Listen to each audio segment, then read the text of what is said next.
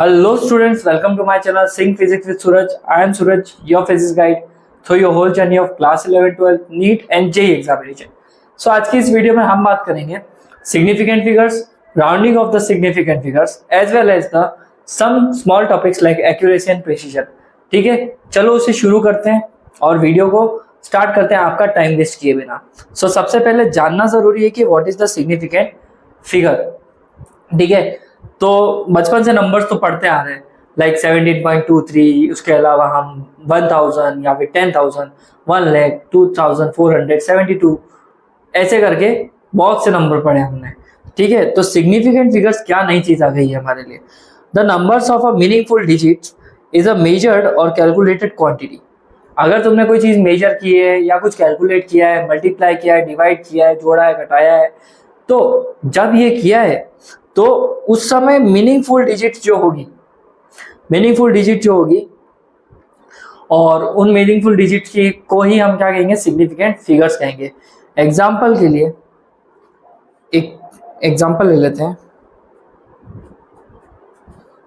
जैसे कि 17.823. तो यहाँ पे पांचों के पांचों डिजिट का कोई मीनिंग बन रहा है, राइट, बन रहा है. अगर मैं 5000 लेता हूँ, चलो ठीक है, तो यहाँ पे पांचों के पांचों नंबर इंपॉर्टेंट है. हाँ है, क्योंकि अगर तुमने 3 जीरो हटा दिए तो इसकी पूरी वैल्यू बदल जाएगी. तो ये मीनिंगफुल तो है, चारों के चारों डिजिट मीनिंगफुल है. अच्छा, मैं दूसरा एग्जांपल देता हूँ, 0005. अच्छा, अब यहाँ पे इन 3 जीरो की कोई वैल्यू है क्या? नहीं. यहाँ पे इन 3 जीरो की कोई वैल्यू है? हाँ, ये वैल्यूड जीरो है, मतलब ये मीनिंगफुल है. और ये क्या है? नॉन वैल्यू, मतलब कि इनकी कोई वैल्यू है ही नहीं. ठीक है, बात समझ में आ रही है. तो जो मीनिंगफुल डिजिट्स होती है उनको क्या बोलते हैं हम? सिग्निफिकेंट. यहाँ पे सिग्निफिकेंट फिगर्स कितने हैं? 4, क्योंकि 4 नंबर्स की वैल्यू कुछ है. यहाँ पे सिग्निफिकेंट फिगर्स कितने हैं? 3, क्योंकि यहाँ पे सिर्फ, सॉरी उल्टा बोल दिया, 1, क्योंकि यहाँ पे जो बचे हुए 3 है उसमें कोई मतलब है नहीं. तो यहाँ पे सिग्निफिकेंट फिगर्स 1 है, यहाँ पे कितने हैं? 2 है. बात समझ में आ रही है. तो ये हमारे पास में सिग्निफिकेंट फिगर्स का रूल होता है. और समझ में भी आ गए होंगे सिग्निफिकेंट फिगर्स है क्या एक्चुअल में. Significant figures are important to show the precision of measurement. कोई चीज को कैलकुलेट किया है, मेजर किया है, मल्टीप्लाई करा है, डिवाइड करा है, जोड़ा है, घटाया है, और ये सब अगर तुमने किया है तो वहां सिग्निफिकेंट फिगर्स की बहुत ही इंपॉर्टेंस है. ठीक है, एक पॉइंट इधर का उधर, तुम्हारा आंसर तहस नहस. ठीक है, अब इसके लिए कुछ रूल्स होते हैं कि हमें कब सिग्निफिकेंट फिगर्स को कंसिडर करना है और कब कंसिडर नहीं करना है. ठीक है, तो पहला rule, all the non zero digits are significant. Non zero digits में क्या क्या आ जाता है हमारे पास में? 1 2 3 4 5 6 7 8 और ये 9. ये हमारे क्या है? सिग्निफिकेंट फिगर्स है. नॉन जीरो है ना ये, इस वजह से ये सिग्निफिकेंट फिगर है. पहला रूल. दूसरा, जैसे यहाँ पे एक एग्जांपल देख लो. पहले तो 42.3, यहाँ पे तीनों के तीनों है ना सिग्निफिकेंट फिगर है. और ये 24.123, इसमें भी हमारे 5 सिग्निफिकेंट फिगर है, क्योंकि ये नॉन जीरो है तो सारे के सारे इंपॉर्टेंट है. दूसरा rule, the zeros appearing between the 2 non zero digits are significant. 2 non zero digits के बीच में अगर जीरो आता है तो वो हमारा क्या है? सिग्निफिकेंट. कैसे? 5.05, तो यहाँ पे ये जीरो क्या है? इसमें ट्रैप है. 505, ये भी सिग्निफिकेंट है. 055, यहाँ पे सिग्निफिकेंट फिगर जीरो नहीं है, तो इसका मतलब हमारे पास में यहाँ पे सिग्निफिकेंट फिगर है 3, यहाँ पे सिग्निफिकेंट फिगर है 3, और यहाँ पे सिग्निफिकेंट फिगर है 2, क्योंकि जीरो बीच में ट्रैप नहीं हुआ. क्लियर? तो जीरो बीच में नहीं ट्रैप होगा तो वो सिग्निफिकेंट नहीं है, लेकिन अगर है तो वहां पे वो काउंट होगा. अच्छा, अब कुछ बच्चे बोल रहे होंगे सर इसका क्या, अगर नंबर ऐसे देते तो 550. तो एक्चुअल में ये भी है, ये सिग्निफिकेंट फिगर है और ये वाला नहीं है. ऐसा क्यों? क्योंकि देखो ढंग से, इसका कोई मीनिंग ही नहीं है, लेकिन इसका मीनिंग है. मीनिंग हो वहां पे भी वो जीरो को किस में काउंट करेंगे? हम सिग्निफिकेंट में काउंट करेंगे. तीसरा रूल, ट्रेलिंग जीरोस, एक second, trailing zeros after the decimal places are significant. Point के बाद वाले भी हमारे सिग्निफिकेंट होंगे, जैसे कि 5.600, तो यहाँ पे सिग्निफिकेंट कितने हैं? 4 है. ठीक है, 4 सिग्निफिकेंट है. अगर कुछ और होता तो कुछ और में क्या एग्जांपल ले लेते हैं, 8784.2300। तो टोटल सिग्निफिकेंट फिगर कितने हैं, 4 और 4 8, 8 सिग्निफिकेंट फिगर्स वी हैव। ठीक है, और चौथा रूल क्या कहता है कि लीडिंग जीरोस और the zeros placed to the left of the number are never significant. Zero जो है ना लेफ्ट साइड में अगर आते हैं तो उनको सिग्निफिकेंट फिगर में काउंट नहीं करेंगे। ठीक है, तो जैसे कि अगर ये 0.006 है, वापस रिपीट करो 0.006 है, तो वहां पर हमारे पास में सिग्निफिकेंट फिगर कितना है, 1। और ये अगर 0006 भी होता तो भी एक ही है, चाहे पॉइंट लगाओ या फिर मत लगाओ, सिग्निफिकेंट फिगर कितना रहेगा, 1। लेफ्ट साइड वाले जीरोस को काउंट नहीं करेंगे हम, राइट साइड वालों को काउंट करेंगे 2 कंडीशन में, एक तो मीनिंगफुल होना चाहिए और एक वो ट्रैप होना चाहिए। और रूल नंबर 5 सिग्निफिकेंट का बहुत ही इंपॉर्टेंट रूल है, the power of the 10 are not counted as a significant figure. मतलब कि 1.4 इंटू 10⁻⁻7 लिखा हुआ है, तो इसका मतलब यहाँ पे सिग्निफिकेंट फिगर 2 ही हुआ है, इसको काउंट नहीं करेंगे हम। बात समझ में आ रही है? अगर मैं कुछ और बोलूँ 7.8 इंटू 10⁻30, तो इसको काउंट नहीं करेंगे, तो हमारे पास सिग्निफिकेंट फिगर कितने हैं, सिर्फ 2 ही है। तो 10 टू द पावर वालों को सिग्निफिकेंट में काउंट नहीं करेंगे। फिर रूल नंबर 6 आता है हमारे पास में कि change in the units of a measurement of a quantity does not change the number of significant. Quantity में चेंज कर लो, यूनिट्स बदल दो, ठीक है, तो उसके सिग्निफिकेंट के नंबर्स नहीं बदलते हैं। बात समझ में आ रही? जैसे ये देखो 7.2 सेंटीमीटर लिखा हुआ है, कितना सिग्निफिकेंट फिगर है, 2। 0.072 सेंटीमीटर लिखा हुआ है, बदल दिया ना इसको, क्वांटिटी बदल दी तो अभी 2 सिग्निफिकेंट। 0.00072 किलोमीटर सिग्निफिकेंट अभी भी 2, और 7.2 इंटू 10⁻7 भी बोलेंगे तो अभी सिग्निफिकेंट 2 ही है।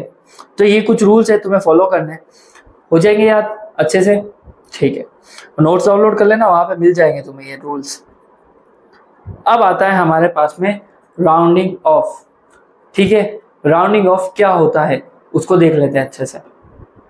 बचपन से तुम करते आ रहे हो वैसे राउंडिंग ऑफ होता है ना, जैसे कि 7.237, तो 7.2 ही ले लेंगे, 3 डिजिट तक का कोई काम ही नहीं है। मैं कहना क्या चाह रहा हूँ, समझ में आ रही है बात आपको? अगर मेरे पास में 4.33 है तो क्या मैं इसको 4.3 ले लूँ, चल जाएगा काम। अगर मेरे पास में 4.1 है तो मैं इसको सिर्फ 4 लिख दूँ तो अभी चल जाएगा। 9.99 को क्या लिख सकते हैं हम, 10, वो भी चल जाएगा। तो ये बचपन से राउंडिंग ऑफ तो हम करे आ रहे हैं, लेकिन प्रॉब्लम क्या है, इनको रूल्स को करने के लिए, इनको है ना हमें राउंडिंग ऑफ करने के लिए कुछ रूल्स पढ़ने पड़ते हैं। तो वो रूल्स हमारे यहाँ 11th में आते हैं, जिन्हें हम देख लेंगे। चलो, तो राउंडिंग ऑफ करने के रूल्स 1 बाय 1 करके पढ़ते हैं। सबसे पहला rounding off rules, if the digit to be dropped is less than 5 then the preceding digit is left unchanged. सबसे एंड में डिजिट अगर 5 से कम आती है तो इसके आगे वाली डिजिट जो है वो चेंज नहीं होगी। ये दिख रहा है आपको 7.82, यहाँ पे है ना 2 है ना 5 से क्या है, कम है। अब ये 2 5 से कम है तो इसके आगे वाली वैल्यू जो है अनचेंज रहेगी, तो ये 7.8 ही रहेगा। आगे समझ में? वापस एक और एग्जांपल से समझाता हूं मैं, जैसे 3.94, तो यहाँ पे 4 जो है 5 से कम है, तो इसके आगे वाला जो नंबर है वो लेफ्ट अनचेंज रहेगा, तो इसका आंसर क्या रहेगा, 3.9 ओनली। ठीक है, याद हो जाएगा, बहुत ही इजी रूल है, इस तरह से राउंडिंग ऑफ करना है। दूसरा, if the digit to be dropped is more than 5, अब सबसे एंड में जो डिजिट है 5 से बड़ी आ गई, वो डिजिट क्या है, 5 से बड़ी है, तो आगे वाली डिजिट एक नंबर से बढ़ जाएगी। Then the preceding digit is raised by 1। कैसे? 6.87 दे रखा है, तो यहाँ पे ये जो 7 दिख रहा है आपको 5 से बड़ा है, ऑब्वियसली है। चलो, तो इसके आगे वाली डिजिट एक डिजिट बढ़ जाएगी, तो ये 6.9 लिखा जा सकता है। दूसरा एग्जांपल 12.78 का बात करते हैं, तो 8 अभी भी किससे बड़ा है, किससे बड़ा है 8 अभी भी 5 से तो बड़ा ही है, तो हम क्या करेंगे, इसके आगे वाली डिजिट मतलब कि ये 7 को बढ़ा देंगे, तो ये हो जाएगा 12.8। इजी है रूल, क्लियर? 2 रूल तो तुम्हारे क्लियर हो गए होंगे। तीसरा rule, if the digit to be dropped is 5 followed by the digit other than 0। अब डिजिट आ जाती है 5, ना तो 5 से छोटी ना 5 से बड़ी, अब लास्ट की डिजिट आ जाती है 5। तो जब लास्ट की डिजिट 5 आएगी और उसके पीछे कोई नंबर दे रखा हो, वो नंबर क्या होना चाहिए? Non zero. ध्यान रखना रूल क्या कह रहा है, डिजिट जो है वो अगर 5 आती है तो 0 के अलावा कुछ और आएगा वहां पे 5 के बाद में, then preceding digit is raised by 1, तो उसके आगे की वैल्यू को क्या करेंगे हम? रेज बाय 1 कर सकते हैं। 16.351 है तो 5 तो आ गया, 5 के बाद वाली वैल्यू 0 नहीं है, 0 से बड़ी है, तो हम क्या करेंगे? इससे आगे वाली वैल्यू को बढ़ा के लिख देंगे, तो 16.4 हमारा आंसर हो जाए। 5 के बाद में नॉन जीरो आना कंपल्सरी है। क्लियर? अच्छा, अब बच्चों के दिमाग में एक खुरामाती क्वेश्चन आएगा, सर अगर क्वेश्चन हो 16.50, अब बताओ सर क्या 5 फॉलोड बाय नॉन जीरो की जगह 0 आ गया, तो हम क्या करेंगे? तो हम करेंगे, सॉरी मैं हाथ से स्लिप हो गया ये, तो हम यहाँ पे क्या करेंगे? इसको नए वाले रूल में पढ़ेंगे, आगे वाले रूल में पढ़ेंगे। तो चलो ये रूल देखते हैं। If the digit to be drop 5 और फॉलोड बाय द 0, अगर डिजिट सबसे एंड में 5 आ रहा है और उसके बीच में 0 आ रहा है, तो वहां पे क्या करना है तुम्हें? उसके आगे के नंबर देखना है। इसको एक चीज से, एक एग्जांपल से समझाता हूं, ठीक है? जैसे कि कोई नंबर है, ये 16.5351 है, तो यहाँ पे दिख रहा है सबसे एंड में 5 से पहले कौन है, 5 के बाद में कौन है? 1, तो 5 के आगे वाली डिजिट बढ़ जाएगी। तो क्या मैं इसको 16.54 लिख दूं? डन, ये लिख सकते हैं, चलेगा। फिर 16.5350, अब क्या करना है? तो इसमें हमारा एक रूल है, 2 नंबर आएंगे, ऑड और इवन। ये रूल का ध्यान रखना। अगर 5 है और 5 के बाद में 0 है, तो 5 से आगे वाली डिजिट रेज बाय 1 हो जाएगी इफ वो डिजिट क्या है हमारी? ऑड है। तो क्या मैं इसको लिख सकता हूं 16.54? क्लियर? बट अगर ये यहाँ पे लिखा हुआ है, देखो, if the digit to be drop 5 और followed by 0 then preceding is left unchanged if it is even, और अगर ऑड है तो वो रेज हो जाएगी। तो यहाँ पे मेरा जो एग्जांपल दिया था मैंने तुम्हें, 5 और 5 के बाद में 0 है, तो यहाँ पे 5 के पहले वाली डिजिट को देखेंगे, अगर वो ऑड हुई तो उसको बढ़ा देंगे, और अगर वो इवन हुई तो उसको बढ़ाएंगे नहीं, वो नंबर वैसा का वैसा रहेगा। एक एग्जांपल से समझाता हूँ, 16.5250, ठीक है? तो 5 और 5 के बाद में 0 आ रहा है, तो उससे पहले वाला नंबर क्या है? इवन है, तो ये बढ़ेगा नहीं, वैसा के वैसा ही रहेगा, तो ये हो जाएगा 16.52। दूसरा एक और एग्जांपल लेता हूँ, 7.850, तो यहाँ पे देखो 5 फॉलोड बाय 0 और 5 से पहले वाली क्या है? इवन है, तो बढ़ेगा नहीं, तो ये हो जाएगा 7.8 ओनली। आए समझ में लास्ट के 2 रूल्स? इवन नंबर आ रहा है 5 से पहले तो वो क्या हो जाएगा? अनचेंज रहेगा, और अगर ऑड आ रहा है तो उसको हम 1 नंबर से बढ़ा देंगे। तो ये कुछ रूल्स थे हमारे राउंडिंग ऑफ के। क्लियर है? ये रूल और ये रूल भी क्लियर हो गया। तो बस इतना ही था राउंडिंग ऑफ में। तो और सिग्निफिकेंट फिगर्स के बाद में राउंडिंग ऑफ इसलिए पढ़ाया क्योंकि दोनों एक दूसरे से कोरिलेटेड है। सिग्निफिकेंट को भी राउंडिंग ऑफ के साथ में ही पढ़ना होता है। चलो आगे देखें, आगे यहां तक समझ में आगे बढ़े। चलो अब आता है सिग्निफिकेंट इन द कैलकुलेशन। जब हम जोड़ते हैं, घटाते हैं, मल्टीप्लाई करते हैं, तो इन सब चीजों में हमारे को क्या करना पड़ता है? आंसर आता है एक, और जब ये आंसर आता है तो उस आंसर को हमें राउंड ऑफ करके लिखना पड़ता है, और वहीं पे हमारे को राउंडिंग ऑफ के रूल्स और एडिशन और सब्ट्रैक्शन में नए पढ़ने पड़ेंगे। ठीक है, चले शुरू करें। तो सबसे पहला है एडिशन। जब तुम 2 नंबर्स को ऐड करोगे तो क्या करना है, और सब्ट्रैक्शन, दोनों के लिए सेम रूल फॉलो होगा। कैलकुलेशन में एडिशन करो या सब्ट्रैक्शन करो, दोनों के लिए सेम रूल बनेगा। जैसे देखो यहाँ पे एक एग्जांपल लिखा हुआ है, 13.33 प्लस 3.11 प्लस 0.33। इन तीनों को नंबर को जोड़ा है तो हमारे पास में फाइनल आंसर क्या आया? 36.723। ये एडिशन क्या है? यहाँ पे क्या हो रहा है? एडिशन हो रहा है। सब्ट्रैक्शन होता तो भी सेम रूल फॉलो होगा, सब्ट्रैक्शन में भी सेम रूल फॉलो होगा। यहां पे हम क्या करते हैं, जिसके पास में सबसे क्या पॉइंट के बाद में कम से कम नंबर है उस रूल को, उस नंबर को देखते हैं। डेसिमल के बाद में अगर डिजिट के पास में सबसे कम डिजिट्स है, उस नंबर के बाद सबसे कम नंबर है, तो हम क्या करेंगे, उसी के आसपास राउंड ऑफ करेंगे।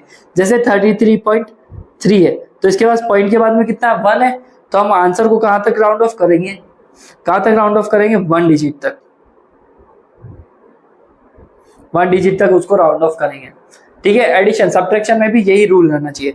तो देखो 36.723 को आप क्या लिख सकते हैं, 36.7 लिख सकते हैं। ये एक ही कंडीशन है एडिशन और सब्ट्रैक्शन में।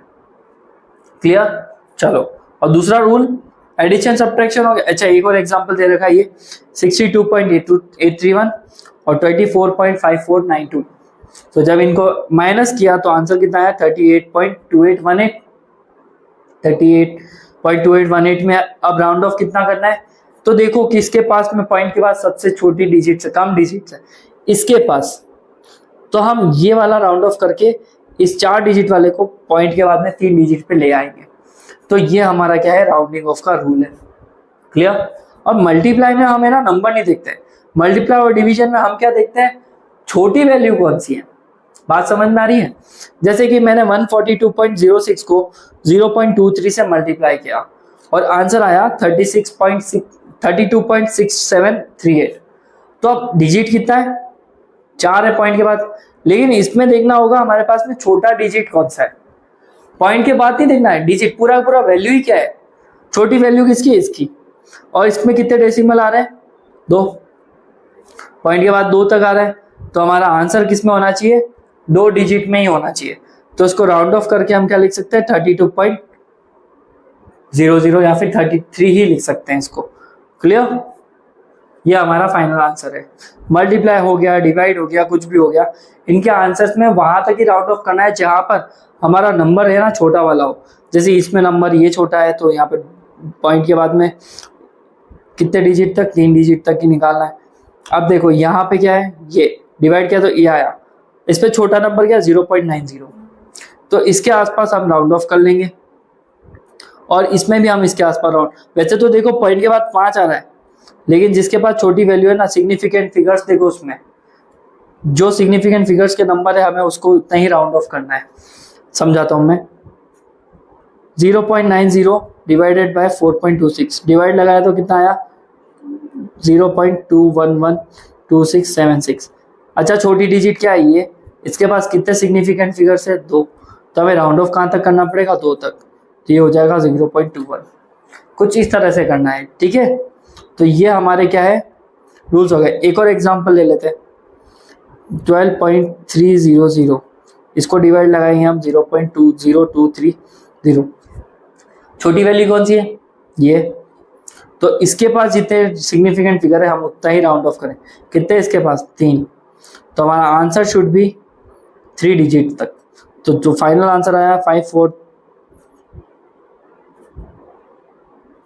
तो इसका राउंडिंग ऑफ हो जाएगा 535, क्योंकि 3 डिजिट ही चाहिए ना सिग्निफिकेंट में।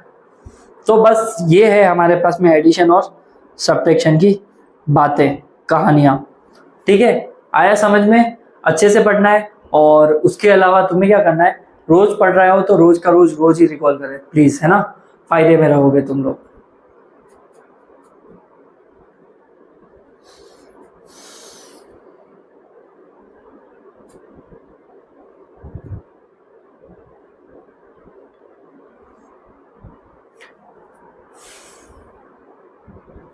तो अब देखेंगे हम प्रिसीजन एंड एक्यूरेसी।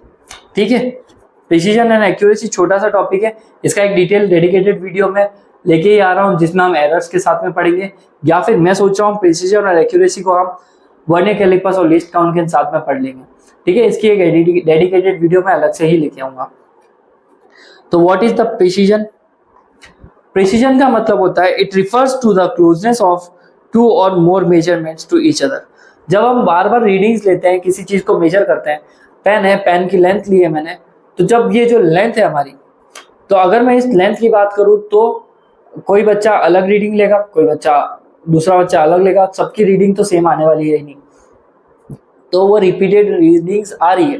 बट अगर रिपीटेड रीडिंग्स में सारी वैल्यूज लगभग सेम आ रही है तो हम उसे क्या बोलेंगे, प्रिसीजन बोलेंगे। यहाँ पे क्लोजनेस होना बहुत जरूरी है, रीडिंग्स जो ली है, डेटा जो लिया है, उसमें क्लोजनेस होना बहुत ही जरूरी है। इसका बेस्ट एग्जांपल है 6 7 8 6 6 8 6 7 8 6 और 6। तो मुझे बताओ यहाँ पे सबसे ज्यादा रिपीटेड वैल्यू कौन सी है, 6 है। 1 2 3 4 5 6, तो 6 6 बार रिपीट हो रहा है। तो रिपीटेशन मतलब कि सही डायरेक्शन हो या गलत हो, कुछ भी हो, रिपीटेशन जो होगा बार बार एक ही जैसा हो तो उसे हम क्या बोलेंगे, प्रिसीजन बोलेंगे। ठीक है। और रही बात एक्यूरेसी की, तो एक्यूरेसी का मतलब होता है जब आप डेटा लेते हो तो आपका आंसर एक्चुअल वैल्यू के कितना पास में आता है। The accuracy refers to the being close to an objective target और मेजर। आप जो भी मेजर कर रहे हो, जो भी वैल्यू ले रहे हो, जो भी डेटा ले रहे हो, उसमें आपका आंसर कितना क्लोज आ पा रहा है उसे हम क्या बोलेंगे, एक्यूरेसी बोलेंगे। क्लियर। तो बस यही है, इसको एक डायग्राम से मैंने अच्छे से यहाँ पे बना के समझा रखा है। जैसे कि पहला डार्ट गेम, अब इसमें देखो सारे आंसर कहाँ आ रहे, 1 2 3 4, इन आंसर्स की क्लोजनेस बहुत ज्यादा है। ठीक है, तो ये सारे के सारे क्या हुए, एक्यूरेट हुए, और साथ में प्रिसाइज भी, क्योंकि रिपीट भी हो रहा है। एक्यूरेट तो है ही, साथ में रिपीट भी हो रहा है, तो ये क्या है, एक्यूरेट और प्रिसाइज आंसर है। दूसरे वाले में देखो, ये यहाँ लगा निशाना, ये यहाँ लगा निशाना, ये यहाँ, और ये इन डार्ट गेम में ये 4 जो पॉइंट्स है यहाँ निशाना लग गया। ठीक है, तो अब आंसर के तो बहुत क्लोज है, मतलब एक्यूरेट तो है लेकिन रिपीटेड आंसर नहीं है, तो ये एक तरह से क्या हुआ, नॉट प्रिसाइज। और तीसरे में देखते हैं हम, ये देखो इसमें आंसर यहाँ आ रहा है, मतलब उसने डार्ट्स मारे हैं वो यहाँ पे मारे, तो ये तीनों के तीनों मतलब जितने भी डार्ट्स है वो सारे गलत आंसर दे रहे हैं। इसका मतलब एक्यूरेट तो नहीं है, बट रिपीटेड दे रहे हैं तो ये प्रिसाइज तो है। बात समझ में आई। रिपीटेशन चाहिए हमें, चाहे वो गलत भी क्यों ना हो, तो प्रिसाइज है। और एक्यूरेसी का मतलब क्लोज कितना आ पा रहे हो, वो एक्यूरेट है। ये लास्ट वाला एग्जांपल में ना तो ये एक्यूरेट है ना ही प्रिसाइज है। क्लियर, आगे बात समझ में। चले आगे, बस 2 पॉइंट पढ़ लेते हैं, इनके डिफरेंसेस पढ़ लेते हैं। एक्यूरेसी जो होती है, your measurement will be close to the standard value. Accuracy का मतलब स्टैंडर्ड वैल्यू के बहुत ही पास में आंसर आ रहा है। और accuracy does not depend on the precision. और प्रिसीजन की बात करें तो your measurement will be similar to every time. बार बार सेम आंसर आएगा, गलत भी हो तो भी चलेगा लेकिन आंसर क्या है, सेम, उसे बोलेंगे प्रिसीजन। और फिर आता है precision is not dependent on accuracy, मतलब ये इस पे डिपेंडेंट नहीं है और ये इस पे डिपेंडेंट बिल्कुल भी नहीं है, दोनों एक दूसरे से बिल्कुल अलग है। ठीक है, आए समझ में। चलो, तो आज की इस वीडियो में तो इतना ही था, और आपको वीडियो पसंद आई है तो लाइक कीजिए, शेयर कीजिए और कमेंट जरूर कीजिए अगर आपको वीडियो पसंद आई है। और टेलीग्राम चैनल से कलरफुल नोट्स डाउनलोड कीजिए, ये QR कोड है, वीडियो पॉज करके आराम से डाउनलोड कर लेना। और मिलते हैं नेक्स्ट वीडियो में, तब तक के लिए बाय बाय।